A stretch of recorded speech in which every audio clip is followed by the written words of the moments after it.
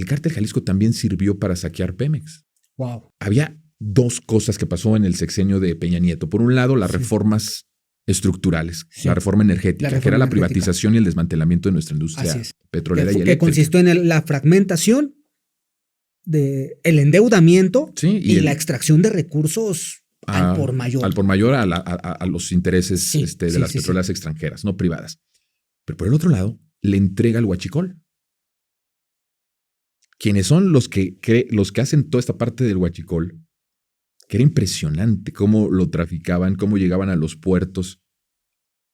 Y llegaban, se estacionaban, no sé cómo se dice, se embarcaban, y abajo ya estaban las pipas del cártel.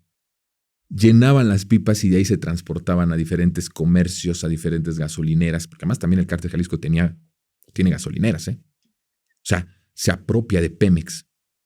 ¿Cómo no se dio cuenta Pemex, el Estado, de que lo estaban saqueando a través del huachicol? Tuviste que reconfigurar, y es aquí quizás lo que entiendo sobre la reforma energética, como lo estás planteando, Jonathan. Tuviste que hacer un marco jurídico, hacer toda una estructura servicial de Pemex para que pudiera operar de esta forma. O sea, tuvo que ser desde el Estado. Te lo pongo en palabras mucho más sencillas. Pemex es mucho pastel. Pemex es una empresa impresionante. Sí. Del Estado mexicano, de los mexicanos y las mexicanas. Sí, nunca ha dejado de ser la principal empresa de nuestro país.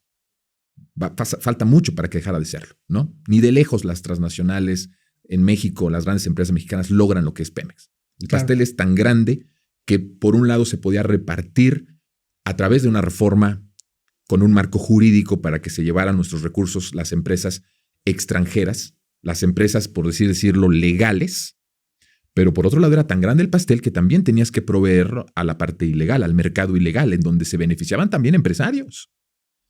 Por eso es un saqueo rapaz, es una cosa terrible lo que nos hicieron. Pemex fue devorado también por la parte institucional con la reforma, pero también en la forma ilegal a través del huachicol. Ese pastel tan grande al final sirvió para los intereses empresariales y políticos, nacionales y extranjeros, a través de lo legal y a través de lo ilegal. Entonces, el Cártel Jalisco Nueva Generación es un proyecto impresionante del Estado, que logra acaparar y logra inmiscuirse en todas las estructuras políticas, sociales y económicas. Es impresionante cómo manejan la industria, los comercios en muchas localidades de nuestro país. ¿Cuál sería el objetivo, Jonathan? Porque esto, estás hablando de toda una política de Estado acomodada para que un cártel pueda convertirse en un cártel de Estado. Sí, es toda una estructura para que ellos puedan tener un recurso. Aquí la cuestión es que, por eso yo decía que era un proyecto económico el Cártel Jalisco. Okay. O sea, no perdamos de vista eso. No solamente es un asunto de droga, ¿no? Es un asunto de industria, es un asunto de económico muy fuerte. Es lo que te quería preguntar. ¿Cuál es el fin de crear un cártel tan poderoso? El económico. O sea, son varios. Ya lo he dicho, te lo he estado diciendo. El económico porque es un gran negocio. Ajá. Es un negocio perfecto el fentanilo, porque no tienes que traficar grandes cantidades. Puedes traficar pequeñas cantidades y en el mercado, si hoy ves cómo está el mercado asiático y el mercado europeo en el sentido de lo que cuesta el fentanilo, es una cosa bárbara. Es el negocio de la vida. ¿Sí? Entonces, hay que verlo como estructura económica. Ok. Es el primer eje, es estructura económica. Porque al final el crimen organizado, lo que se conoce como el narco, es una estructura económica que sostiene economías y que sostiene Estados Unidos también. Entonces, no perdamos eso. Estados Unidos nunca va a perder. Estados Unidos, donde ve negocio, aunque provoque la muerte, mira, su propia sociedad lo está padeciendo. Uh-huh. Claro, a ellos no les interesa parar ese tráfico, porque tú sabes que si se para el tráfico de droga de México a Estados Unidos, no solo te metes en un problema social de que cómo controlas a tus ciudadanos que están dependientes de esa droga sintética. No solamente causas un problema social impresionante, ¿no? Sino además también causas un daño económico impresionante. Hay muchas empresas que dependen de esto. Claro. La armamentista, la farmacéutica, la propia que depende específicamente de la parte de la distribución de la droga, de la compra y distribución de droga. Entonces, primero lo veamos como una cuestión económica. Es una industria poderosa económica, como otras industrias que vemos en nuestro mundo, ¿no? Entonces, por eso es importante que exista. Económica. Y la otra es de control. De control. De control y de desestabilización en el momento en el que ellos quisieran desestabilizar. Y hablas de control, yo me iría con dos ramas. Control social, porque gobiernas con el miedo, en gran medida, pero también un control político, porque... Claro, porque tejiste una estructura en donde los políticos y los presidentes municipales y las policías pues están al servicio tuyo, pero que es un círculo vicioso, porque sirven a tus intereses. Al final todo sirve a los mismos intereses de los mismos, pero se tejen estos espacios de complicidad y de protección para que hagan el trabajo que tienen que hacer. Entonces, el cártel de Jalisco es todo eso, es un brazo armado del imperialismo, es un brazo armado de las oligarquías mexicanas, es una industria económica que beneficia a no sabes tú cuántas personas. Yo creo que si tú te enteraras y nos enteráramos de cuántas personas en estos 15 años, 16 años de existencia del cártel Jalisco se han beneficiado y pudiéramos decir sus nombres, tal vez ni siquiera apareceríamos vivos al siguiente día. Están involucrados personajes importantísimos, nacionales y extranjeros. Por eso es que lo que está pasando en nuestro país es una cosa inédita, definitoria. Nos estamos jugando nuestra existencia como país. Así de sencillo. Por eso Andrés Manuel urgía a la pacificación del país. Estas palabras de paz son palabras contrarias a todo este sistema que fue creado y que Estados Unidos nunca va a permitir. El papel de Jalisco, Jonathan, me parece muy importante, porque pudo haber sido otro estado. ¿Por qué Jalisco? ¿Qué papel juega el estado de Jalisco para al final convertirse prácticamente en la cuna del cártel Jalisco Nueva Generación? Jalisco tiene una historia de narco desde hace mucho tiempo que no viene con la parte del Jalisco Nueva Generación. O sea, Jalisco es un estado apropiado, logísticamente también muy bien establecido, pero acuérdate tú que en los tiempos de Camarena, en los tiempos de la DEA, ellos sabían cómo se estaba financiando toda esta parte que estamos viendo en ese momento del crecimiento urbano y toda esta parte. En parte también vino por el crecimiento del crimen organizado en Jalisco. Es decir, desde hace muchísimo tiempo Jalisco funciona al son del crimen organizado. Ellos sabían cuánto territorio ya estaba cooptado estoy hablando desde la década de los 80s, cuánto territorio ya había en cuestión de droga. Ellos lo sabían, la DEA lo sabía perfectamente bien y todos sus informantes lo sabían. Te voy a dar un dato. Lo que pasa es que además era impresionante porque es chistoso. Cuando lo cuento es hasta de risa porque pasaban de Jalisco y sobrevolaban las aeronaves a Estados Unidos con droga, incluso colombiana, y pasaban narcos colombianos, mexicanos, impresionante. Y nadie decía absolutamente nada. Había un mercado abierto de las drogas. Jalisco era un epicentro importantísimo de eso. Y los agentes de la DEA lo sabían y se lo informaban a Estados Unidos. Pero ¿sabes por qué Estados Unidos no hizo nada? En principio porque sabían que esto se iba a convertir en una industria económica. Ya era una industria económica, pero que se iba a convertir en una cosa asquerosa en cuestión de dinero. Pero por otro lado, también ellos estaban interesados en la década de los 80s en imponer el régimen neoliberal en nuestro país. Para ellos fue mucho más importante el que se establecieran las primeras reformas del neoliberalismo en nuestro país, las primeras privatizaciones, la primera entrega de nuestras empresas públicas a manos de privados, todas estas bases de lo que se convirtió el neoliberalismo en nuestro país, que ellos prefirieron pasar de largo en el sentido de las drogas. Ellos sabían que estados estaban ya sembrando millones de dólares en droga y no dijeron absolutamente nada. No dijeron absolutamente nada. Hay evidencia de que el informante de la DEA que fue asesinado, que se sabe que además fue asesinado por la CIA, sobrevoló los sembradíos en diferentes estados de la República, entre ellos Jalisco, y veía cómo estaban los sembradíos de droga. Y lo informaron a Estados Unidos, lo informó a Estados Unidos los agentes de la DEA. No hicieron absolutamente nada. Por eso esto de la lucha contra las drogas, pues es una fantasía, ¿no? Es el cuento que nos han leído todo el tiempo para justificar su intervención en nuestro país. Pero Jalisco, como bien lo dices, ha formado parte de la estructura criminal desde hace mucho tiempo. Y si tú te das cuenta, políticamente no ha habido transición. Es el PRIAN y después Movimiento Ciudadano. O sea, siempre ha quedado... ¿Por qué hicieron fraude electoral en las pasadas elecciones en Jalisco? ¿Por qué se impone a Lemus al frente del Estado? Porque es la cuna del cártel, del proyecto más importante de droga y de comercio y económico que formaron desde hace mucho tiempo. Entonces, por eso es que no ha habido una transición política tampoco en Jalisco. Por eso es que han impedido esa transición. Son estados que tienen muy bien controlados en su estructura, desde lo más profundo. ¿Cómo es posible que este hombre haya podido esquivar el orden federal o las fuerzas federales durante tantos años, concentrado en 3 municipios, y que en más de 20 ocasiones, en donde se sabía dónde estaba su ubicación, él tuviera una ventaja de hasta 2 horas para huir de ese lugar? ¿Cómo tú te puedes explicar eso? Pues era la guarida del crimen organizado, era la guarida del cártel Jalisco Nueva Generación. Sí. Jalisco era eso. Sí. Como fue en la Ciudad de México con Mancera, por cierto, te doy el dato, ¿no? Con Mancera, la guarida de los criminales fue la Ciudad de México. Del cártel Jalisco Nueva Generación fue nuestra Ciudad de México con Mancera.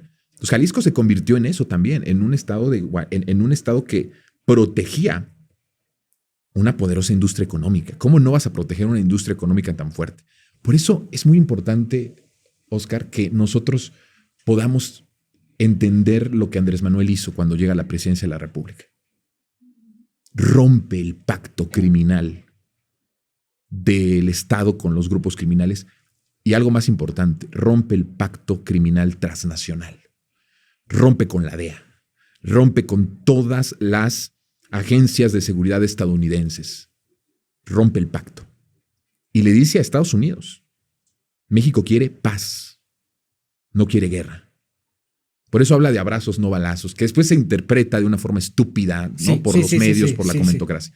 Pero lo que hace Andrés Manuel es romper el pacto y empieza a desmantelar la base productiva del cártel Jalisco Nueva Generación. Crea la Guardia Nacional, ¿no? Que por impresionante que parezca, lo que teníamos era una policía federal criminal, comandada por un narcotraficante que está hoy en Estados Unidos, que es García Luna. Entonces, lo que hace Andrés Manuel es una cosa muy poderosa, es muy fuerte. Por mucho menos que eso, otros presidentes han sido asesinados. Y Andrés Manuel se arriesga la vida con el rompimiento del pacto. Entonces, es una cosa muy fuerte. Y todavía, Oscar, te puedo decir, estamos muy lejos de encontrar la paz. La paz en nuestro país significa soberanía. Si nosotros no tenemos paz, no vamos a tener soberanía. Es un requisito la soberanía. Pues la presidenta Claudia Sheinbaum habla todo el tiempo de soberanía. No sé si lo has visto, lo has notado. Es de las palabras, me atrevo a decir, más dichas y más en mañanera, en los discursos militares, ¿no? Sobre todo en estos últimos días que fue el Día de la Bandera, el Día del Ejército. El Ejército. O sea, soberanía. No hay segundo piso de la transformación sin soberanía. Y no hay soberanía sin pacificación del país. Eso lo sabía Andrés Manuel. Y eso lo sabe Claudia Sheinbaum. Y estamos contra reloj.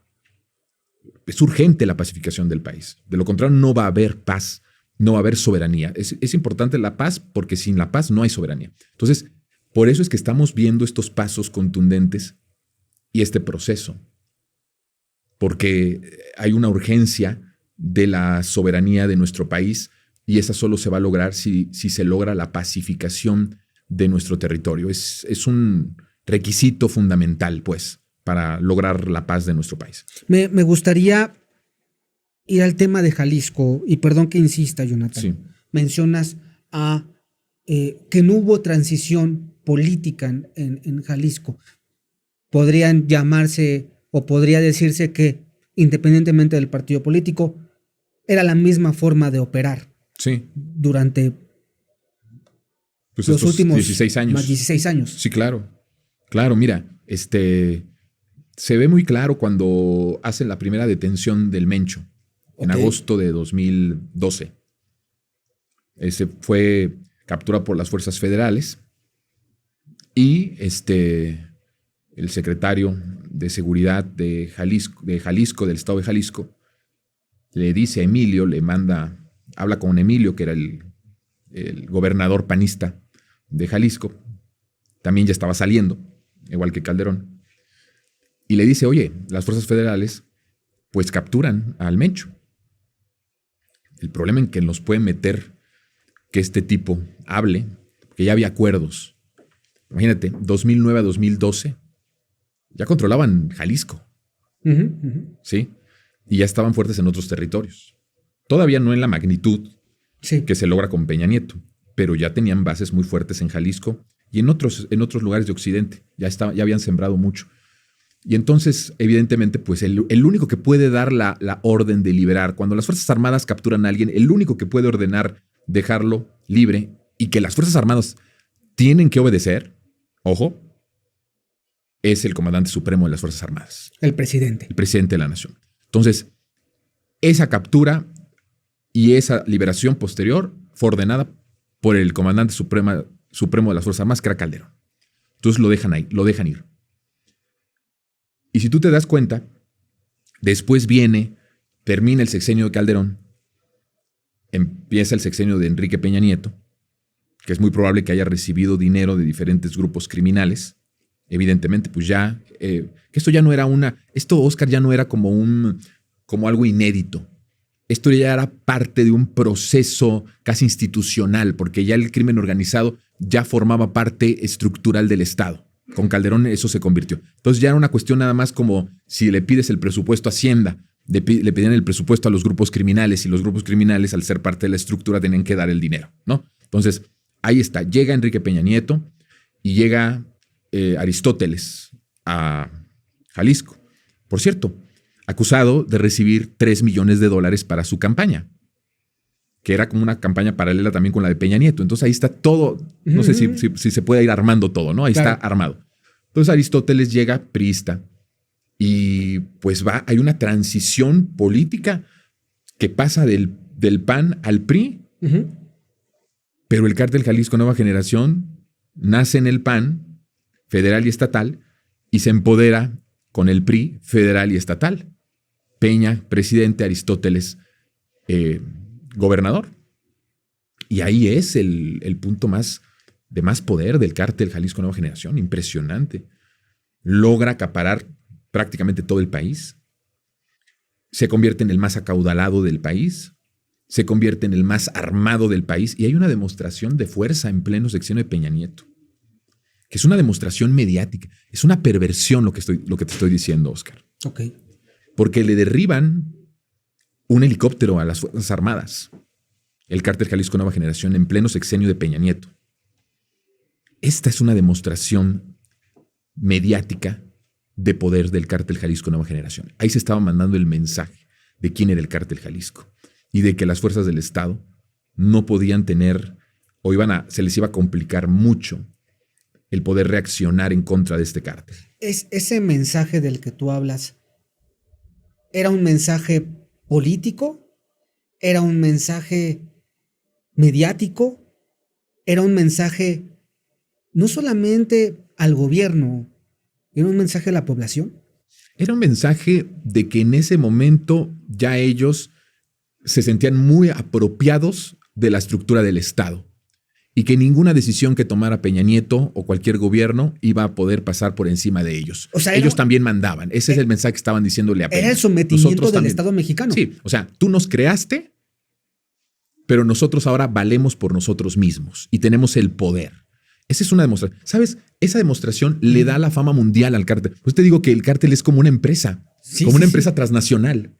Tiene su eslogan, tiene su marca propia, tiene su estilo, todo. Bueno, es una industria, ¿no? Todo en ese sentido. A partir de ese momento el cártel se hace famosísimo. Es la mejor propaganda. Fíjate, lo estoy diciendo, es la mejor propaganda jamás vista para un cártel de drogas en el mundo. Cómo derriban un helicóptero de las Fuerzas Armadas Mexicanas. Eso le da el poderío total al cártel. Y de ahí parecería una cuestión de mentira, ¿eh? Pero la solicitud de comercio de droga sintética en el mundo se dispara impresionantemente. Es una cosa perversa lo que te estoy diciendo. Pero esa demostración de poder, cómo se derriba a un helicóptero de las Fuerzas Armadas, le da la fama mundial y le abre mercados. Como cualquier empresa transnacional que hace una gran, digamos, una gran... Es como cuando... campaña es como cuando se presenta el primer iPhone. Y que hacen toda esta cuestión. Bueno, cada año, ¿no? Que se presenta el iPhone y que se presentan. Mira, tiene mejor cámara, tiene mejor. Sí. Eso sucedió con el cártel Jalisco Nueva Generación. Entonces se hace poderosísimo. Y entonces empieza a tener negocios en lugares inimaginables. En todos los continentes. ¿Cómo puedes tener una capacidad industrial para saciar el apetito de droga sintética de Estados Unidos y aparte te das el lujo de otros continentes? ¿Cómo puedes? Es un negocio, es un comercio transnacional. Además, metido ya en el sector energético, mencionabas el huachicol, sin duda, metido en armas, metido evidentemente incluso en el tema alimentario. En el tema de todo, el aguacate, limón. Claro, en la industria también agrícola y todo, impresionante. Pero te voy a decir una cosa, el cártel Jalisco crea sus propias armas. Eso es una cosa impresionante, ¿no? Porque hay naciones que no producen armas. Ajá. ¿No? México no produce armas. Así es. Pero el cártel Jalisco sí. ¿Tú te puedes explicar cómo? ¿Cómo puede un cártel producir armas? ¿Cómo puede producir tecnología a la vista de el gobierno que además aseguró que sacó al ejército para combatir al crimen organizado? Tú te puedes entender cómo pudieron tener esta tecnología. Armaban estos monstruos. ¿Sabes que estos son los monstruos que son estos camiones potentes que resistían armas, incluso del ejército, totalmente blindados, pero además con una tecnología también muy, muy importante? ¿Sabes de qué me acuerdo mucho, Jonathan? Sí. Los submarinos. Bueno, también. O sea, me acuerdo que eran submarinos. Sí, no, por eso. O sea, una cosa impresionante. Pero acá, estos monstruos, por cierto, en el sexenio de Andrés Manuel fueron desmantelados muchísimos de estos aparatos, de estos monstruos que construyeron los del cártel Jalisco Nueva Generación. Era es un ejército armado en nuestro país que sirve para fortalecer la industria de la droga sintética y sirve para desestabilizar gobiernos democráticos o gobiernos progresistas. Para que te des la magnitud de lo que estamos hablando con la caída del Mencho, no es poca cosa. En Estados Unidos no están contentos, ¿eh? En Estados Unidos mediáticamente les sirve, pero en las entrañas no están contentos con esto. Me quiero detener en un punto donde tú mencionabas el mensaje que dieron cuando derrumban este helicóptero de las Fuerzas Armadas. También, Jonathan, es un golpe a la imagen de las propias Fuerzas Armadas mexicanas. Me explico. Sí, es una humillación. Es una humillación, exacto. Es una humillación. No ha habido nadie que haya humillado tanto a las Fuerzas Armadas como Calderón y Peña Nieto.